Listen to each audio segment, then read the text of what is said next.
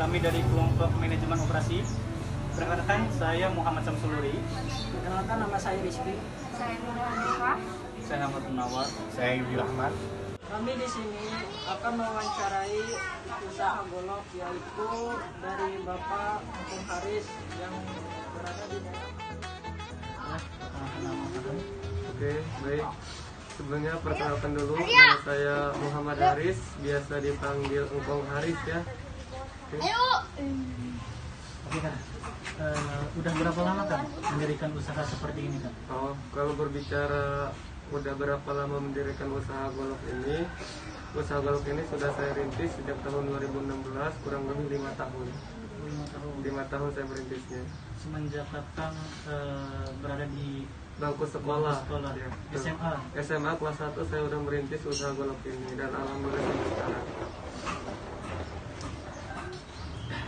Mohon maaf Kang, saya mau nanya nih, kamu sih bagaimana pertama kali mendirikan usaha seperti ini? Yang kita tahu kan biasanya golok disukai orang tua atau emang pegangan orang tua sejak dahulu. Pertama kali ya, jadi untuk saya mendirikan golok ini awalnya saya termotivasi karena tidak punya uang jajan ya sebenarnya mah. Akhirnya saya coba-coba gitu tuh, dan alhamdulillah untuk profitnya juga lumayan.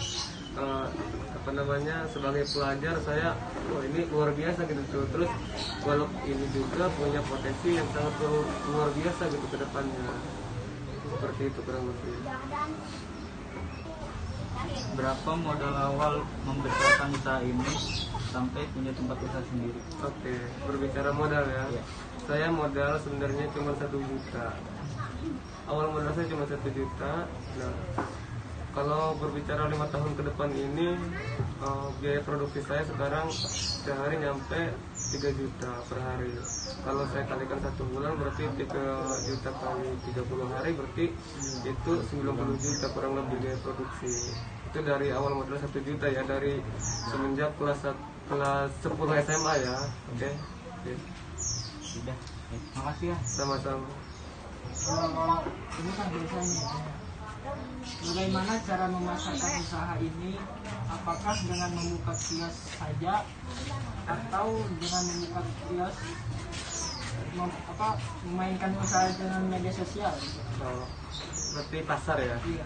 Nah, untuk berbicara pasar ini saya tidak menjual offline ya, tapi saya lebih memanfaatkan e-commerce ya, yaitu media sosial seperti contohnya Tokopedia, Lazada, Shopee, Bukalapak dan lain sebagainya. Jadi saya tidak menjual offline ya, lebih ke online karena potensi online ini luar biasa juga nih ke depannya gitu tuh. Apalagi kan daya beli masyarakat Indonesia kan lebih cenderungnya pengen gampang gitu tuh, nggak mau yang ribet gitu tuh.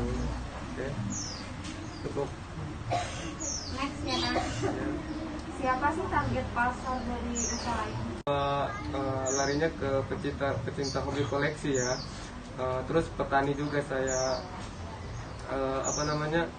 petani, pencak silat, orang-orang anak pencak silat, terus anak-anak organisasi paguyuban, banyaklah pokoknya.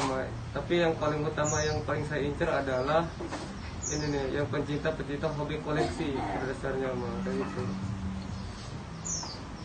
Oke kan, lanjutkan. Berapa laba atau keuntungan per bulan dari usaha kakang seperti ini? Oke, berbicara laba ya, per bulan ya. Nah, untuk per bulan omset saya sampai di angka 100 juta. Nah, untuk profit saya mencapai 30%.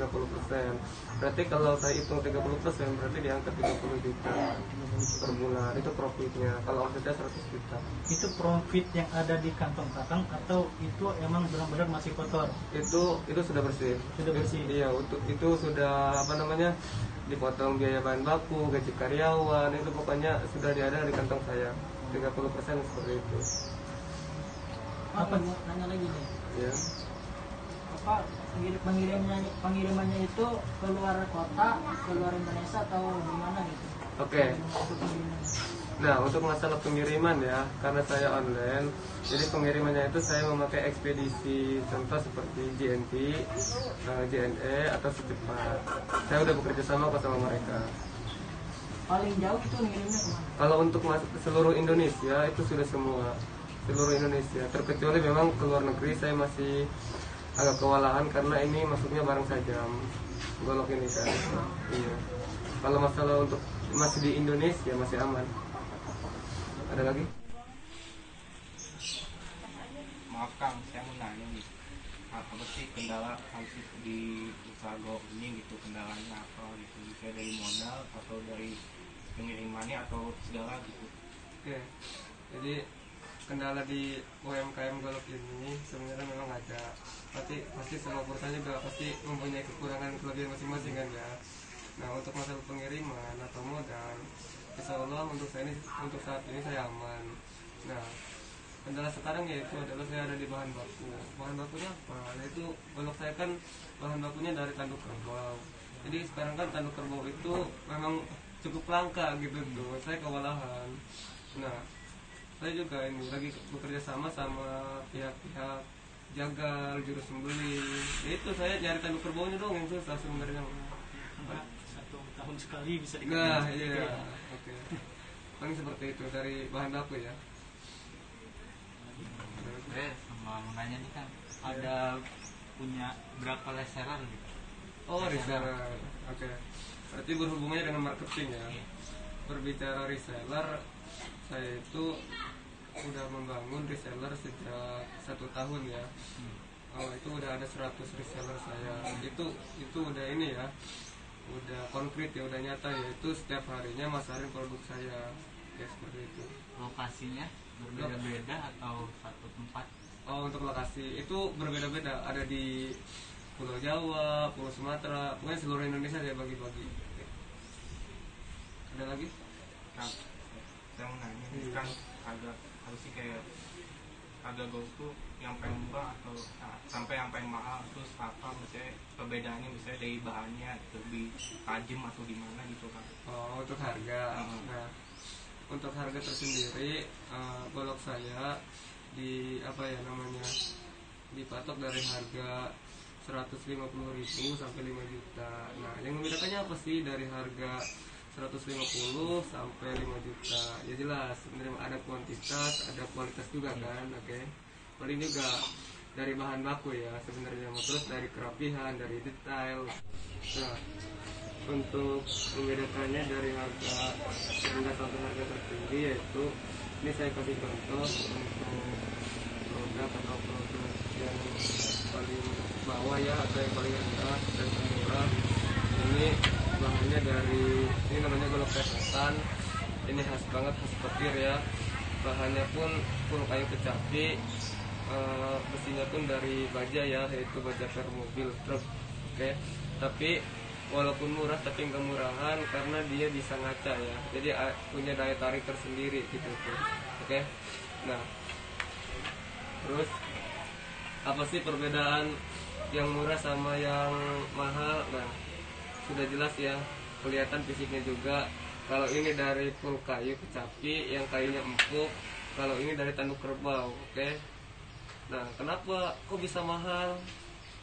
Karena tanduk kerbau itu langka, harga bahan bakunya pun mahal, dan dibuat prosesnya pun lumayan sulit gitu tuh.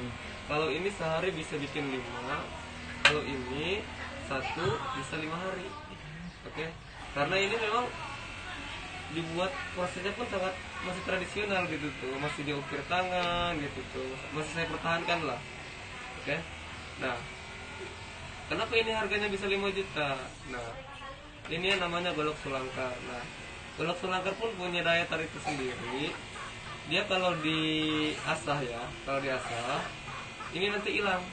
Nah, setelah 2 jam atau 3 jam kemudian, nanti dia muncul kembali kayak gini. Oke. Jadi kayak mistisnya dapat gitu tuh. Oke. Tapi nggak ada, ini cuma motif ya maksudnya, cuma kelebihan doang. Kalau diasah hilang, terus muncul kembali otomatis kayak gini. Terima kasih sebelumnya sudah meluangkan waktu Kakang untuk dapat berbincang dengan kita semua, karena kita semua adalah dari kita semua dari mahasiswa Unsera, dan kebetulan kita diberikan tugas oleh dosen kita untuk kunjungan kepada UMKM. Alhamdulillah kita tertarik dengan UMKM Kakang yang kami menjalani sampai sekarang, dan alhamdulillah kami pun bisa profit yang lebih tinggi, dan itu bisa membuat atau bisa memotivasi kita semua untuk dapat bisa membuka usaha kita sendiri. Terima kasih kan sebelumnya. Ya.